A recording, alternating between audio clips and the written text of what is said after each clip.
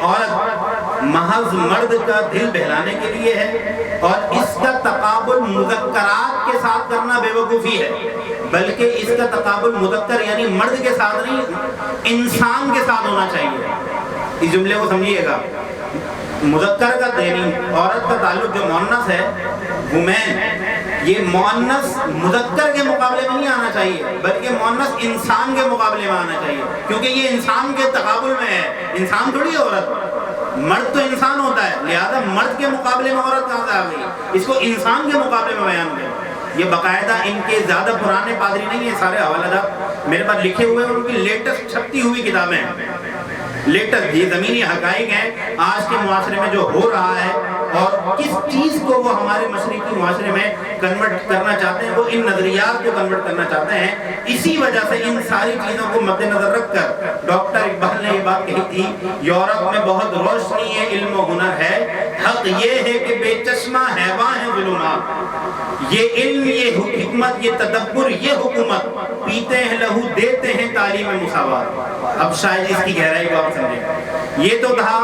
کرسچنوں کا مذہب، اس کو میں عیسائی مذہب نہیں کہہ رہا، کیونکہ حضرت عیسیٰ علیہ السلام کی تعلیمات نہیں تھی، یہ تھا کرسچنوں کا مذہب۔ انہوں نے اپنی بائبل کو بھی بدل دیا، انجیل کو بدل دیا، توریت کے اندر جو ہے بہت ساری تبدیلیاں کر دی، تو یہ حضرت عیسیٰ علیہ السلام کی تعلیمات نہیں تھی۔ یہ جو کرسچن ہیں آج جو ہے یہ اپنے آپ کو حضرت عیسیٰ کا ماننے والا کہتا ہے، یہ ان لوگوں کے ایجاد کردہ اور ان کے پادریوں کے ایجاد کردہ جو ہے وہ نظریات ہیں۔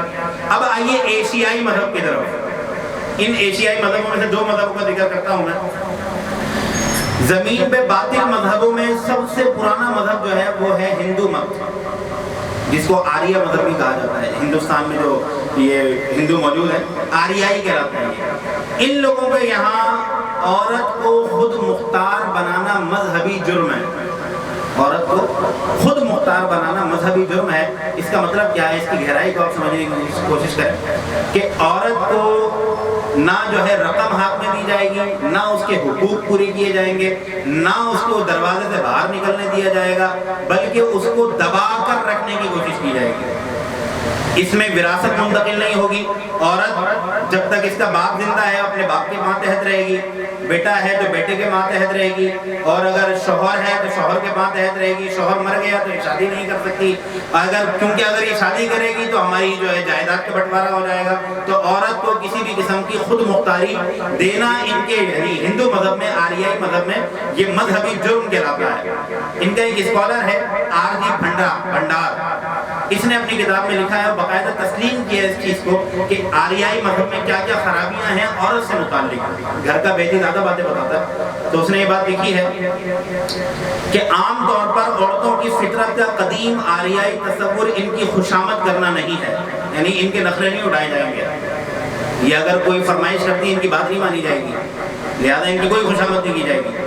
وہ ویداس پڑھنے سے بھی محروم ہے، جو ان کی گیتا ہے ویداس، اس کو پڑھنے سے بھی محروم ہے، اور ایسی تمام مذہبی رسومات کہ جن کو عورتوں نے ادا کرنا ہوتا ہے وہ ویداس منتر پڑھے بغیر ادا کریں گی۔ یہ ان کے یہاں مذہبی کانسیپٹ ہے، مذہبی کانسیپٹ بتا رہا ہوں کہ یہ اپنی کتاب کو بھی نہیں چھو سکتی عورت، اتنا جو ہے وہ اس کو ناپاک تصور کرتے ہیں بدقسمتی سے۔ یہاں تک کہ بھگوت گیتا بھی اس عام عقیدے کا اظہار کرتا ہے کہ صرف عورت ہی اکیلی وہ گناہگار روح ہے کہ جو وائسرا اور سدرا کے روپ میں پیدا ہوئی۔ وائسرا اور سدرا یہ گناہوں کے جو ہے علم بردار تھے، ان لوگوں کے روپ میں جو پیدا ہوا کہتے ہیں وہ عورت ہے۔ یہ بدقسمتی سے ان لوگوں کا مذہب ہے۔ ایشیائی مذہب میں سے ایک مذہب بیان کیا۔ اب سنیں بدھ مت، یہ بھی پرانا مذہب سمجھا جاتا ہے۔ ان لوگوں کے یہاں عورت کے کیا تصور ہے؟ ان کا ایک مورخ ہے ویسٹر مارک، اس نے اپنی کتاب میں لکھا ہے، عورتیں مردوں کو اپنے جال میں پھانسنے والی ہیں جو کہ سب سے زیادہ خطرناک ہے۔ عورتوں میں مدہوش کر دینے والی ساری قوتیں ڈالی گئی ہیں جو دنیا کے دماغ کو اندھا کر دیتی ہیں۔ یہ بھی بدقسمتی سے غلط کامنٹس ہیں۔ یہ تو میں نے 3 مذہب آپ کے سامنے بیان کیے، اور بہت سارے مذاہب ہیں عجیب و غریب قسم کے، یعنی پڑھ کر بھی حیرانگی ہوتی ہے۔ یہ تو میں نے بہت ہلکی باتیں آپ کے سامنے رکھی ہیں کہ جو قابل بیان تھی، ورنہ ایسی باتیں مذاہب کے اندر پائی جاتی ہیں، استغفر اللہ العظیم و اتوب الیہ، کہ عورت کو انہوں نے کیا سمجھا ہوا ہے۔ خود جو ہے نبی علیہ السلام سے پہلے عورت کا کیا تصور تھا وہ آپ کے سامنے ہے۔ بچیوں کو زندہ درگور کر دینا، اور بچی اگر پیدا ہو جائے تو اس کو باریک لباس پہنا کر تپتے صحرا کے اندر چھوڑ کے آ جانا، اور تاکہ وہ دھوپ کی شدت سے مر جائے۔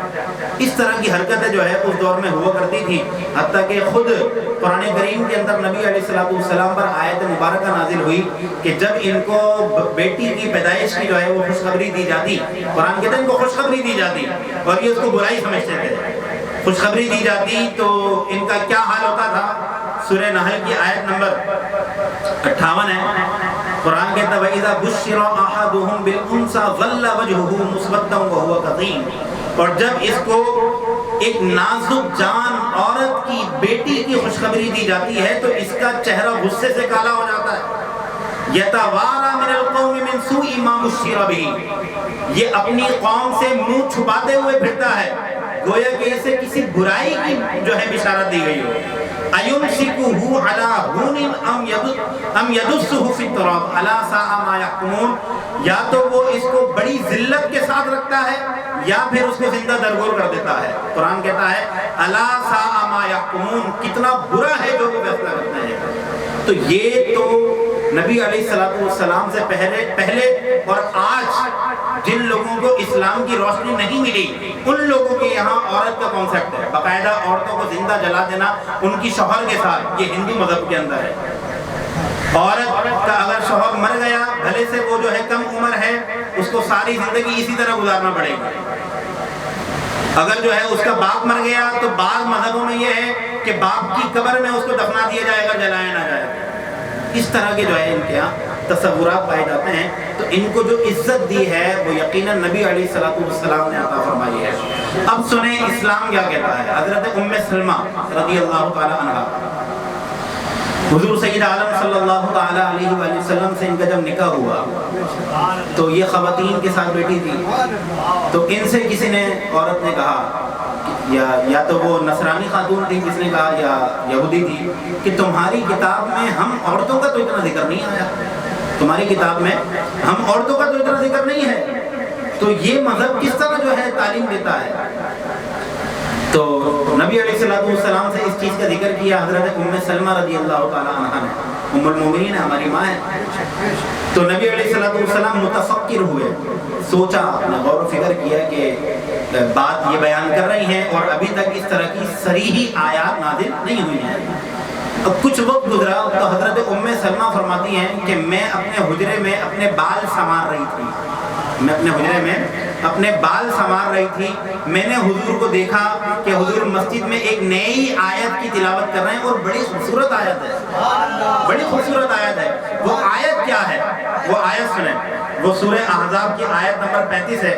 قرآن کہتا ہے ان المسلمین والمسلمات والمؤمنین والمؤمنات والقانتین والقانتات والصادقین والصادقات والصابرین والصابرات والخاشعین والخاشعات والمتصدقین والمتصدقات والصائمین والصائمات والحافظین فروجہم والحافظات والذاکرین اللہ کثیرا والذاکرات اعد اللہ لہم مغفرۃ واجرا عظیما۔ اس آیت مبارکہ کے بارے میں مفسرین لکھتے ہیں اللہ تعالیٰ نے مردوں پر یہ بات واضح کر دی کہ نیکیاں صرف تمہارا ہی حق نہیں ہے بلکہ نیکیوں سے جہاں تم درجات پاتے ہو وہیں میری بندیاں بھی درجات پاتی ہیں، وہیں میری جو ہے یہ بندیاں میرے نبی علیہ السلام کی امت میں پیدا ہونے والی یہ خواتین بھی عزت پاتی ہیں۔ اگر تم صدقہ کرنے والے ہو تو یہ حق میری جو ہے بندی کو بھی ہے، اگر تم صدقہ کرنے والے ہو تو میری عبادت گزار خاتون کو بھی یہ حق ہے کہ وہ بھی صدقہ کرے، وہ بھی جو ہے اللہ سے ڈرے اور وہ بھی جو ہے اللہ کا ذکر کرے اور وہ سارے حقوق حاصل کرے جو ایک مرد کو حاصل ہوتے ہیں۔ شریف نے یہ بات ذکر کی اور میں اس سے زیادہ مزے کی بات بتاؤں، یہ حدیث تو میں نے تلاش کی کتب حدیث کے اندر ملی، لیکن اس سے پہلے جہاں پر یہ مجھے حدیث ملی وہ ایک انگریز خاتون کی لکھی ہوئی کتاب ہے۔ وہ یہ کہتی ہے کہ یہ آیت مبارکہ حضرت ام سلمہ رضی اللہ تعالیٰ کے تقاضے پر اتری ہے، یعنی اس کا یہ کہنا ہے کہ اتنی کشادگی اور مرد کے شانہ بشانہ عبادات کے اعتبار سے کھڑا کر دینا عورت کو یہ کسی دوسرے مذہب میں نہیں ہوتا، یہ کسی دوسرے مذہب میں نہیں ہے کہ اللہ تعالیٰ نے جو مرتبہ مرد کو دینے کا وعدہ فرمایا ہے اسی کے مواقع عورت کو بھی فراہم کیے ہیں کہ یہ عورت کو بھی جو ہے مرتبہ دیا جا سکتا ہے۔ پھر فرماتی ہیں کہ پھر تو عورتوں کے لیے صورتیں نازل ہونے کا سلسلہ شروع ہو گیا. کچھ عرصے بعد خواتین کے لیے سورہ نساء نازل ہوئی, سورہ نور نازل ہوئی, باقاعدہ سورہ نحل نازل ہوئی, اور تفصیلی ذکر جو ہے خواتین کا اللہ تبارک و تعالیٰ نے قرآن کریم کے اندر فرمایا. اور وہ انگریز خاتون لکھتی ہے اپنی کتاب کے اندر کہ مجھے ایسا لگتا ہے کہ مسلمانوں کا خدا عورتوں کا طرفدار ہے. یہ انگریز کا جملہ ہے. مجھے ایسا لگتا ہے, وہ جملے میں لکھ کے نہیں لایا کیونکہ ایک پیپر ہوتا ہے میرے پاس, تو مجھے ایسا لگتا ہے کہ عورتوں کا طرفدار ہے مسلمانوں کا خدا. اتنا ذکر جو ہے اس نے اپنی کتاب کے اندر اور اپنے اس کلام کے اندر عورتوں سے متعلق فرمایا ہے. دیکھیں عورتوں کی 4 جہتیں بنتی ہیں. اگر ہم اس کو اجتماعی طور پہ دیکھتے ہیں تو یہ خواتین کی 4 جہت بنتی ہیں. ایک عورت کا درجہ ہوتا ہے وہ بیٹی ہوتی ہے, اور ایک عورت کا درجہ ہوتا ہے وہ بہن ہوتی ہے, اور ایک عورت کا درجہ ہوتا ہے وہ بیوی ہوتی ہے, اور ایک درجہ ہوتا ہے کہ وہ ماں ہوتی ہے. یہ 4 درجے ہر عورت کو جو ہے وہ حاصل ہوتے ہیں, کسی بھی مذہب کے اندر ہو یہ 4 درجے اس کو ملیں گے. لیکن ان 4 درجات پر جو کثرت کے ساتھ ترغیبات اور ان خواتین کا 4 جہتوں پر خیال رکھنے, ان کی رسپیکٹ کرنے, ان کا جو ہے کفالت کرنے, ان پر خرچ کرنے کا تفصیلی ذکر اور کثرت کے ساتھ ذکر آیا ہے, وہ صرف مذہب اسلام میں آیا ہے. اب میں آپ کو 4 جہتوں پر چند جو ہے وہ احادیث پیش کرتا ہوں. خود نبی علیہ السلام نے بیٹی کے بارے میں کیا فرمایا, حضرت فاطمہ الزہرا رضی اللہ تعالی عنہا کے بارے میں, اور وہ بات ارشاد فرما کر پوری عالم انسانیت کو دفع کیا. حضور علیہ السلام کا ایک ہی عمل تمام امت کے لیے جو ہے اختیار کرنے کے لائق ہے. سورہ احزاب کی باقاعدہ آیت ہے, لقد کان لکم فی رسول اللہ اسوۃ حسنہ, تمہارے لیے تمہارے نبی کی زندگی میں بہترین اسوہ ہے, یہ تمہارے لیے نمونہ ہے, اس کو اختیار کرو. تو حضور نے بیٹی کے بارے میں, اپنی بیٹی کے بارے میں کیا فرمایا؟ حضور فرماتے ہیں فاطمہ بضعۃ منی فمن اغضبها واغضبنی. حضور فرماتے ہیں اغضبنی کہ فاطمہ میرے جگر کا ٹکڑا ہے, جو اسے ناراض کرے گا وہ مجھے ناراض کرے گا. یہ حدیث